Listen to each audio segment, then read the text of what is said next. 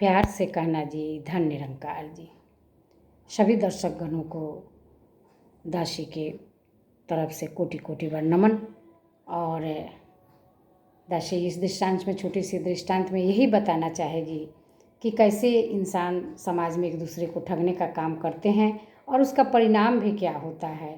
तो एक गांव में एक डॉक्टर साहब क्लिनिक खोल कर बैठे हुए थे और उस पर एक लिखा हुआ था स्लोगन कि इसे यहाँ हर रोग का शर्तीय इलाज होता है और जिसका इलाज संभव है तो उसका 300 रुपया फीस लगता है और जिसका इलाज संभव नहीं है तो उसे डॉक्टर के द्वारा 1000 रुपया लौटाया जाएगा। उस गांव में एक बहुत बड़ा ठग रहता था और वो प्रत्येक दिन किसी न किसी को ठगता ही रहता था। जब उसने ये देखा तो उसके दिमाग में आया कि क्यों नहीं डॉक्टर से 1000 रुपया ठगा जाए। और वो आता है और कहता है कि डॉक्टर साहब मुझे एक बीमारी हो गई है।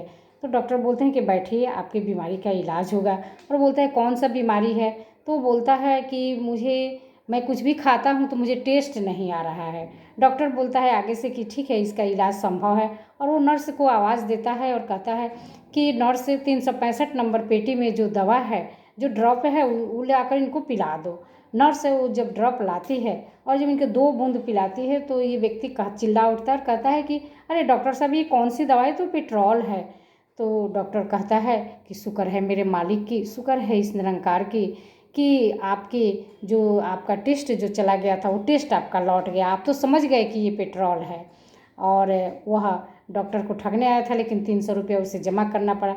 फिर कुछ एक महीने के बाद वो आता है और कहता है कि इस बार तो डॉक्टर को मैं ज़रूर ठगूंगा। वो संकल्प के साथ आता है और डॉक्टर के पास आकर कहता है कि डॉक्टर साहब इस बार तो मुझे अजीब बीमारी हो गई है। डॉक्टर बोलता है बोलिए क्या बीमारी है। तो वो कहता है कि मेरी याददाश्त चली गई है। डॉक्टर मुस्कुराता है और कहता है कि इसका भी इलाज संभव है, यहाँ आप बैठ जाइए।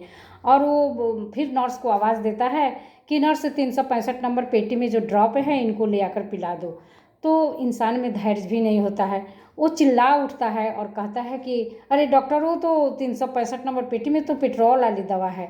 तो डॉक्टर कहता है शुक्र है मेरे मालिक की, और कहता है कि आपकी याददाश्त तो लौट आई। ये तो बहुत प्रभु की कृपा है कि आपकी याददाश्त लौट आई। और फिर वह एक बार 300 रुपया ठगा जाता है, 300 रुपया जमा करके उसको आना पड़ता है।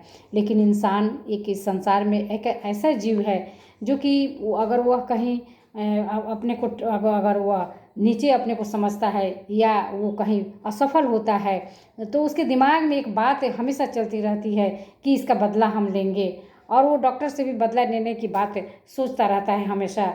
फिर 1 महीना के बाद वो आता है क्लिनिक में और कहता है कि डॉक्टर साहब इस बार तो मुझे ऐसी बीमारी है कि मुझे नहीं लगता है कि आपके यहाँ कोई इलाज है। तो बोलता है कि कौन सी बीमारी आपको हुई है, आप बैठिए तो सही। तो वो बोलता है कि इस बार डॉक्टर साहब मुझे कुछ दिखाई नहीं पड़ता है। तो डॉक्टर बोलता है कि हाँ ये तो बात सत्य है, इसका तो इलाज हमारे यहाँ संभव नहीं है, लेकिन आप बैठिए, चिंता मत कीजिए, मैं आपको। तो बोलता है चूँकि हम जानते हैं कि इंसान में धैर्य और सहन शक्ति नहीं है बिल्कुल। तो वो कहता है कि डॉक्टर साहब तो आप फिर 1000 रुपया मुझे लौटाइए, आपने तो ये शर्त लगाया लिखा है। तो डॉक्टर बोलता है बिल्कुल मैं आपको 1000 रुपया लौटाऊंगा, लेकिन आप बैठिए तो सही। और वो हाथ पकड़ कर डॉक्टर बैठा देते हैं।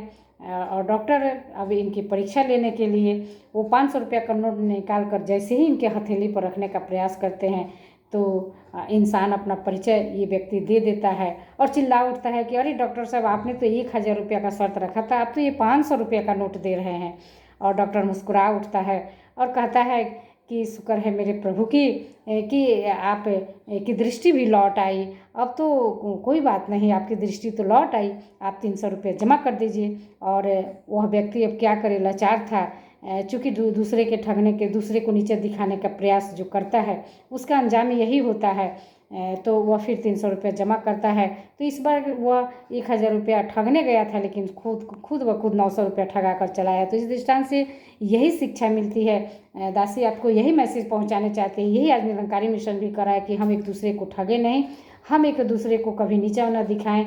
और हम किसी कबीरदास जी भी खुद कहे हैं कि आप ठगाइए लेकिन किसी को ठगे नहीं।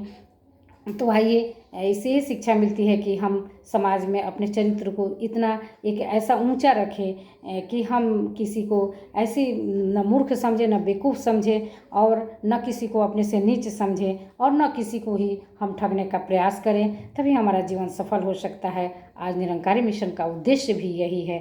और आज निरंकारी मिशन अपना मैसेज, आज सदगुरु माता सुदीक्षा जी यही प्रयास कर रही है कि हर लोग एक दूसरे का सम्मान करे, इज्जत करे, और एक दूसरे को मदद करने का प्रयास, परोपकार करने का प्रयास करे, न कि किसी को ठगने से। प्यार से कहना धन निरंकार जी।